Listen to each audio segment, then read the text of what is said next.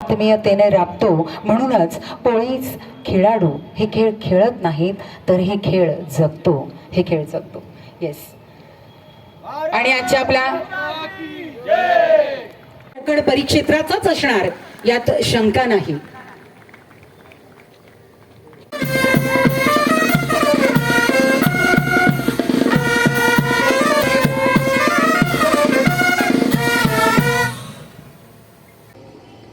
खरं तर माझ्या परिसरामध्ये आपण सगळे आलात याचा मला खूप खूप आनंद होतो आहे. आणि हा आनंद अजून द्विगुणित होईल ज्यावेळी आपण वेळात वेळ काढून माझा हा कॅम्पसमध्ये जरा फिराल. मला माहिती आहे की येणारे 2 दिवस जरा जास्त थंडीचे आहेत असं प्रेडिक्शन आहे. मी आता विचारलं माझ्या हवामान विभागाला, ते म्हणाले सर 2 दिवस थंडी अशीच राहणार आहे. खरं थंडी असली यावेळेला की आम्हाला आनंद वाटतो, कारण आंबा चांगला येतो आणि त्याच्यामुळे आम्ही जरा हॅपी असतो. त्याच्यामुळे आंब्याचं चांगलं येईल. खरं तर माझ्या शरीरयष्टीवरती जाऊ नका, मी खरंच कबड्डी आणि खो खो खेळत होतो. नाहीतर तुम्ही म्हणाले, मी माझ्या विद्यापीठाचा कर्णधार म्हणून मी दोन्ही टीममध्ये काम केलेलं आहे. आणि तुम्हाला एक अजून गुपित सांगतो, मी कबड्डी ज्यावेळी इथे माझ्या महाविद्यालयातून खेळत होतो त्यावेळी त्याचं नेतृत्व करत होते श्री गुलाबराव पोळ, जे IPS ऑफिसर होते. मी फर्स्ट इयरला असताना ते सिनियर MScला होते आणि ते माझ्या याचं नेतृत्व करत होते. मित्र, माझा हल्ली प्रॉब्लेम होतो, म्हणजे पूर्वी मी आधी बोलायचो, आता सगळ्यात शेवट बोलतो. आणि त्याच्यामुळे बऱ्याच वेळा बाकीचे सगळे विषय माझे जे बोलायचे असतात ते आधीच बोलून होतात. पण मला बोलायचं काय राहत नाही. आणि त्यातही नितीनजींनी म्हणा किंवा मनोजजींनी एवढं एक्सलंट छान भाषण केलं की मला वाटायला लागलं की प्राध्यापक मंडळी तिकडे कुठे गेली. आणि त्यातही मी तसं इथे ऑडमॅन आउट असं वाटायला लागलो, कारण ही मंडळी 17ची मला वाटतं बॅचमेट, आणि मी 85ला जॉईन झालेला. हे खूपच अंतर असलेलं. पण तुमच्यात राहिल्यामुळे मलाही 17 म्हणजे तरुण वाटायला लागतं की तुमच्याबरोबर राहिलं सगळ्यांबरोबर की आनंद वाटतो. मी कुलगुरू पदाच्या चर्चेसाठी राज्यपाल जे 5 जणांना बोलवतात तेही मला बोलवलेलं. सगळं झाल्यानंतर राज्यपालांच्या सचिवांनी मला विचारलं की राज्यपाल महोदयांचं असं म्हणणं आहे की तुमच्या बायोडेटामध्ये स्पोर्ट्स संबंधी बरंच लिहिलेलं आहे, तर म्हणे तुम्ही स्पोर्ट्स खेळता का? म्हटलं हो, माझ्या DSTवरनं जाऊ नका, मी खेळत होतो. मग काय झालं स्पोर्ट्समध्ये? तर म्हटलं 3 गोष्टी मला स्पोर्ट्समधून मिळाल्या ज्या तुम्हालाही मिळू शकतील.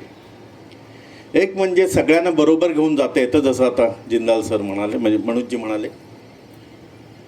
दुसरं, यशस्वी होण्याची जिद्द मिळते आणि आपल्या शब्दकोशातला अपयशी हा शब्द निघून जातो. आता तुम्हाला वाटेल की हरणं हा शब्द नसतो. हा हरणं म्हणजे अपयश म्हणजेच अनुभव असतो की पुढच्या वेळेला जिंकायचं कसं ते. आणि तिसरा, सगळ्यात महत्त्वाचा जर काही खेळ देत असेल तर समाधान. आयुष्यामध्ये समाधानी कसं असावं आणि समाधानी कसं जगावं हे खेळातून आपल्याला कळतं. आणि हे सगळं आपल्याला मिळतं, हे सगळं आपल्याकडे आहे असं मी समजतो. सर्वप्रथम माझ्याकडून राहून गेलं आपल्या सगळ्यांचं खूप खूप अभिनंदन. माझे बॅचमेट, तुमचं ते 2018 बॅच त्यांनी सांगितलं होते, 17. माझे बॅचमेट आणि माझे परममित्र जिल्हाचे SP श्री नितीन बगाटे साहेब, श्री BB महामुनी आपले ॲडिशनल SP, दापोली तालुक्याचे सगळे अधिकारीगण, आपले महाराष्ट्राचे कोकण डिव्हिजनचे वेगवेगळे ठिकाणी, ठाणे, नवी मुंबई, सगळ्या ठिकाणीपासून आलेले माझे पोलीस बांधव भगिनी, सर्वप्रथम जसं आता आपल्याला SP साहेबांनी सांगितलं की आपले जीवनामध्ये खेळाचं एक खूप महत्त्वपूर्ण स्थळ आहे. त्याच्यामध्ये आपल्याला सगळ्यांना माहिती आहे की खेळाडू जे असतात त्यांच्यामध्ये एक कॉम्पिटिटिव्ह स्पिरिट, ब्रदरहूड किंवा सिस्टरहूड हा स्पिरिट आणि ओव्हरऑल स्पोर्ट्सपासून म्हणजे खेळाडू म्हणून आपण टीमवर्क कसं करू शकतो, हा सगळे वेगवेगळे क्वालिटीज डेव्हलप होतात. ज्या ब्रदर्स अँड सिस्टर्स आपले या वेगवेगळे पोलीस तुकडीचे जे समोर आहे, काही क्रिकेट खेळत असेल, डेली बेसिसवर फुटबॉल, रनिंग करत असेल, जिम अटेंड करत असेल, मॅरेथॉन, आयरनमॅन, हे वेगवेगळे खेळ आपण खेळत असेल. परंतु मला असं वाटतोय पर्सनली की जीवनामध्ये आपले आरोग्यामध्ये सर्वात इम्पॉर्टंट स्पोर्ट्सचा रोल आहे आपली पर्सनल स्ट्रेस, जे आपला मानसिक स्ट्रेस असतो. कारण आपण प्रशासनमध्ये असल्यामुळे 24 तास 7 दिवस 365 डेज कुठेही कधीही आपली सर्व्हिसेसच्या पब्लिकला गरज असतो आणि त्याच्यामध्ये आपल्याला कन्सिस्टंट एक आपल्या डोक्यामध्ये स्ट्रेस असतो. त्या स्ट्रेसला काढण्यासाठी, त्या मानसिक तणाव जे आपल्याकडे असतो त्याच्यासाठी जे फिजिकल ॲक्टिव्हिटीज आणि स्पोर्ट्सचं महत्त्व आहे आणि त्याचं जे रोल आहे ते अतिशय महत्त्वपूर्ण आहे. आज आपण इथे सगळे कॉम्पिटेटिव्ह स्पिरिटमध्ये टीमवर्क डेव्हलप करण्यासाठी, एक फ्रेटर्निटी डेव्हलप करण्यासाठी आलेले आहे समोर.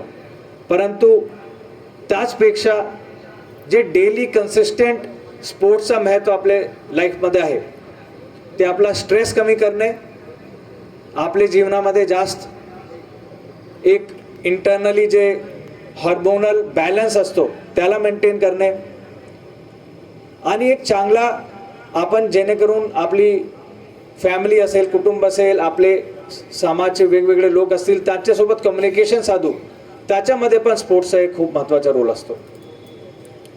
माझी फक्त ही अपेक्षा आहे की आपण आता पुढचे काही दिवसामध्ये सगळी ॲक्टिव्हिटीजमध्ये मोठ्या प्रमाणात पार्टिसिपेट करावे, एक हेल्दी कॉम्पिटिशन म्हणून पार्टिसिपेट करावे आणि स्पोर्ट्स मेन लाईक क्वालिटीज म्हणजे टीमवर्क असतो, दुसरे लोकांना प्रोत्साहन देणे, त्यांचे सोबत या पार्टिसिपेट करणे. म्हणजे यू हॅव ऑलरेडी वन, तुम्ही आज आपल्या समोर आहे, तुम्हाला विनिंगची काय गरज नाही. परंतु real winning is when you are helping others.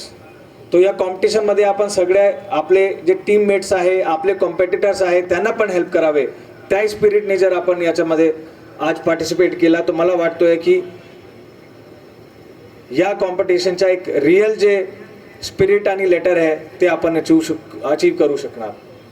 या शब्दाने मी माझे वाणीला विराम देतो आणि होपफुली पुढचे काही दिवसामध्ये एक चांगली ही स्पर्धा इथे होणार आणि जे काही आपल्याला जिल्हा प्रशासनकडून हेल्प लागेल ते आपण सुद्धा ते आपल्याला देऊ.